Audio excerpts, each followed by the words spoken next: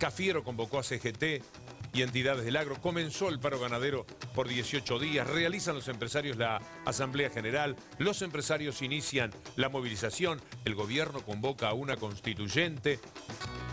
Los empresarios han ratificado el paro, analizan las Fuerzas Armadas la situación institucional y ellos le daban pronunciamientos sobre el paro de los empresarios, desmienten la clausura del Congreso, más del paro de empresarios.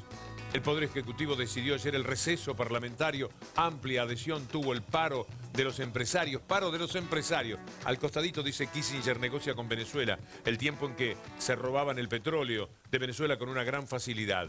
Todos estos son títulos, algunos de los que podemos mostrar a ustedes. Así actúa el poder económico para voltear a los gobiernos. Lo que pasa es que en aquella época se notaba más, porque había demasiada muerte. Ahora pretenden que se advierta menos, porque los militares, como corresponde, están haciendo las funciones que debieron hacer toda la vida, que no era la de ir contra los gobiernos democráticos, los gobiernos elegidos por los pueblos. Entonces quieren la desestabilización, quieren lograr que los gobiernos se caigan, como tuvo que entregar a Alfonsín el suyo, como se tuvo que ir de la Rúa, como todo gobierno que no le sirve se tiene que ir. Una de las dramáticas circunstancias que se vive en América Latina es tener que gobernar con criterios progresistas, con leyes que tienen que ver y constituciones con el neoliberalismo. Es lo que quiere cambiar, ya que estábamos con Chile, Michelle Bachelet en su país. La actual Constitución tuvo su origen en dictadura. No responde a las necesidades de nuestra época ni favorece a la democracia.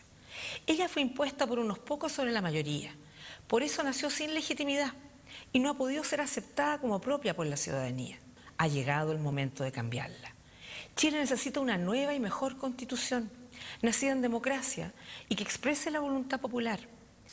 No lo entusiasma el hecho de hacer una nueva Constitución, no siente que sea necesario. Yo le voy a ser bien sincero, yo creo que el compromiso de hacerla existe y es bueno que los gobiernos cumplan su compromiso, por lo tanto estoy de acuerdo en ello, pero al mismo tiempo creo que hay otra serie de problemas en el país que probablemente, como la reforma que ya están sobre la mesa, que probablemente tengan una prioridad sobre eso. La posición nuestra es que Chile no necesita una nueva Constitución. Chile tiene una muy buena Constitución. Hay capítulos de la Constitución que son realmente extraordinarios y que son ejemplo en el mundo de cómo debe hacerse una buena Constitución. Ese señor está defendiendo la Constitución de Pinochet. Nos da muy bien el pie para recordar un poco cómo fue aquella historia. Nuestro cómputo extraoficial hasta ahora sobre 152.380 votos marca lo siguiente. Por el sí, 97.389, con un porcentaje aproximado del 63%. Por el no, 51.951, porcentaje poco más del 34%. Presidente, bueno, ahora sí que podría conversar usted con nosotros un momento. Me imagino que usted tiene ya un panorama más o menos formado. Tenemos la hora primero, faltan 20 para las 6. Cuando me den el primer cómputo, porque no sé cómo vamos. Pero, presidente, ya se han dado cómputos, pero en cualquier cantidad. No me diga. Y más o menos la proyección ya se sabe, así que... Esperemos hasta las 6. A las 6 me comprometo a conversar con ustedes. ¿A las 6? A las 6. Voy para... Presidente, pero la sonrisa demuestra que la cosa está caminando bien. Sí, siempre me estoy riendo, pues. Sí. Así va a estar triste. Muy sonriente, ustedes lo han podido ver. Demuestra de que ya él conoce resultados, aunque extraoficiales, por lo menos muy positivos. Adelante, presidente. El pueblo de Chile me espera para saludarlo en persona. ¡Viva Chile! ¡Viva Pinochet! A las 12 horas y 48 minutos, el presidente de la República ingresa por primera vez en forma oficial a La Moneda y recibe los honores de la Guardia de Palacio.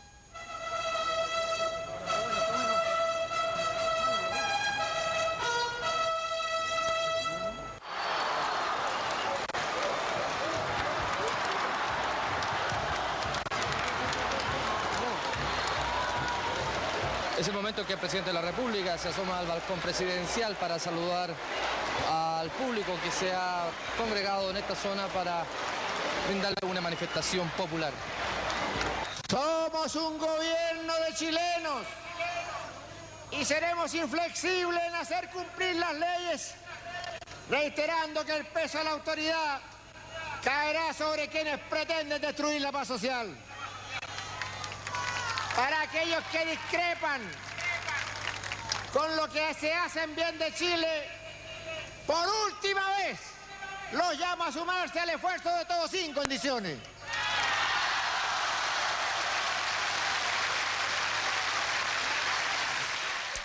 Toda esa gente que estaba allí, no crean que cambió su punto de vista para entender cómo se conforman también nuestras sociedades. Hay mucho melancólico que añora estos discursos de Pinochet, de Videla, de los que asolaron nuestra América Latina en esos años 70, siempre detrás de un tema económico.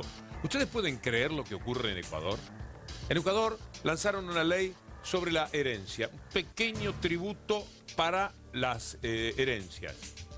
¿Qué tiene que ver el pueblo con las herencias? Pues sacaron a una parte de lo que llamamos pueblo a la calle, porque les hacen la cabeza a los efectos de hacerles creer que eso va contra ciertas libertades. Es increíble lo que ocurre. Y vean ustedes cuáles fueron las derivaciones.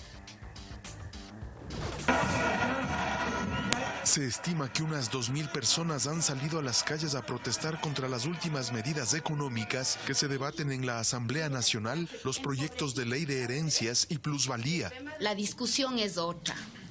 Los que tienen en exceso deben seguir acumulando riquezas sin que esas riquezas que se acumulan sean gravadas. Que están pensando en las elecciones del 2017, que no les interesa generar violencia con tal de garantizar sus aspiraciones particulares electorales del año 2017. El Foro Económico Mundial ha señalado que las élites heredan sus puestos en las sociedades. El Foro Económico Mundial. Tanta prepotencia, tanto mano que se nos metan la mano en el bolsillo. El pueblo quiteño y el pueblo ecuatoriano no es impávido. Hay que ganarles en las elecciones. Hay que demostrar que el pueblo quiteño es democrático. Somos democráticos. No en las urnas, hay que sacarle ya. Hay que sacarle ya. Y quiero anunciar al país algo importante. Con nuestros abogados solidarios de Washington, vamos a pedir a la Comisión del Senado de los Estados Unidos que analice el caso Ecuador, la violación de derechos humanos y casos específicos de corrupción para que se apliquen las mismas medidas y sanciones que el gobierno de Obama acaba de aplicar al gobierno de Venezuela. Es inimaginable, impensable, absurdo que salga una parte del pueblo a protestar contra la ley de la herencia y la de plusvalía, que no da el tiempo ahora para explicárselo, pero que también es a favor de la gente. Los medios de comunicación saben presentarlo en contra. Tenemos Honduras, tenemos Paraguay, Ecuador, entre los ejemplos más salientes, pero después de Julieta vamos a hablar también de Venezuela, que me parece es el caso paradigmático de los intentos de golpes de Estado, de los que llaman blandos en nuestra América Latina. Gracias, Víctor Hugo. Bueno, los invito a seguir tuiteando con el hashtag #FueraGolpistas. Vamos a ver ahora algo que tiene que ver con Ecuador y es un video, la verdad, muy bien realizado por los publicistas que hicieron la campaña de Rafael Correa. Fue furor en las redes sociales y también lo han viralizado con el hashtag El Corazón Está Dictando. Entre otras cosas, la canción dice, si esto fuera una dictadura, sería la dictadura del amor. La vemos. Si esto es una dictadura, nos estuvieron engañando. Hasta hace poco yo creía que un dictador era un tirano. Yo lo que veo en las calles es un país que está cambiando. Veo escuelas por todas partes y menos niños trabajando.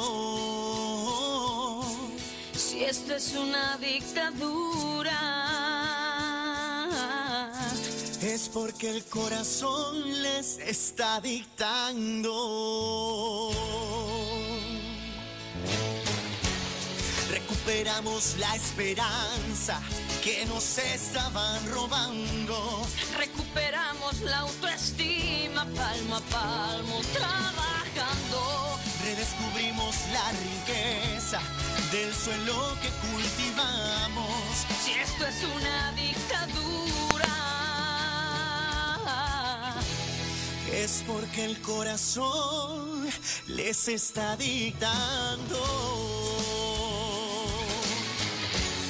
Si esto esto fuera una dictadura. Estas son las democracias a las que acechan permanentemente los golpes de Estado, que Gene Sharp llama golpes blandos, es decir, sin la intervención de los militares. Gobiernos que se tienen que ir en helicóptero, entregar el poder antes, salir como Lugo, salir como quieren que salga Dilma Rousseff, salir como quisieron echarlo en su momento a Rafael Correa, salir como Leopoldo López, líder ahora preso porque la democracia se tiene que defender de alguna manera de esos intentos de golpes, de un hombre que sacó a la calle porque no había ganado las elecciones, porque habían perdido en las elecciones, sacó al pueblo de Venezuela y murieron 43 personas. De eso es responsable Leopoldo López en su deseo de asaltar el poder que había sido dado democráticamente por el pueblo venezolano a Nicolás Maduro. Hablemos de Leopoldo López como el símbolo de los golpistas de nuestra América Latina.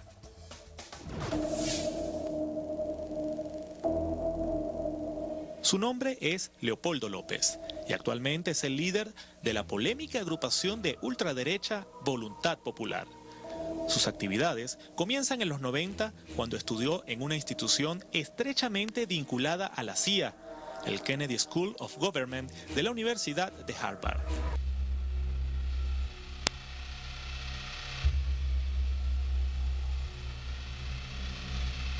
Debo decirlo, gracias Venevisión, gracias RCTV, gracias Televen, gracias CMT, gracias Globovisión, gracias medios de comunicación.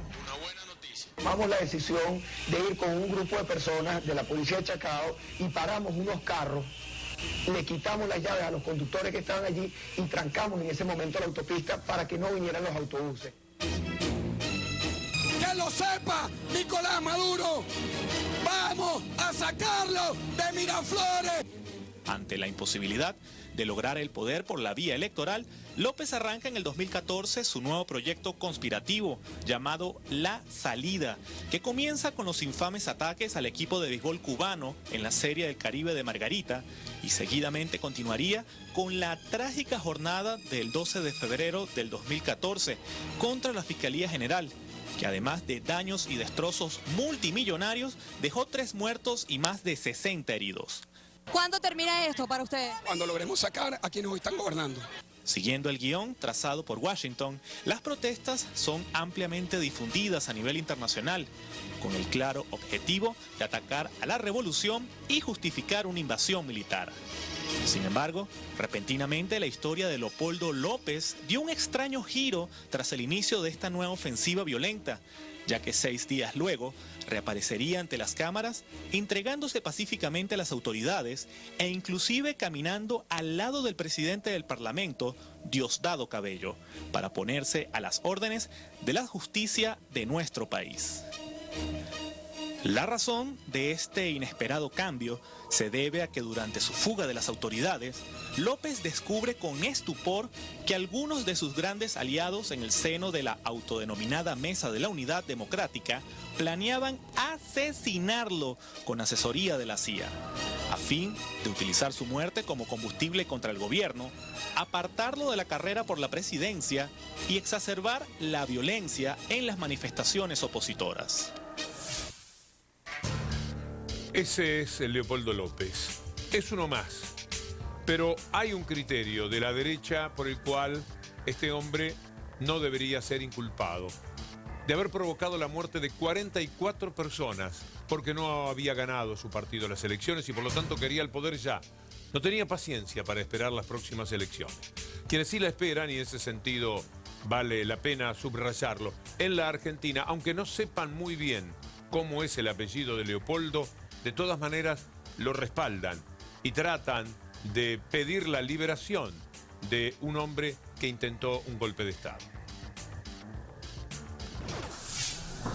De llegar a la presidencia de Argentina, el conservador Mauricio Macri exigirá la liberación del opositor venezolano Leopoldo López.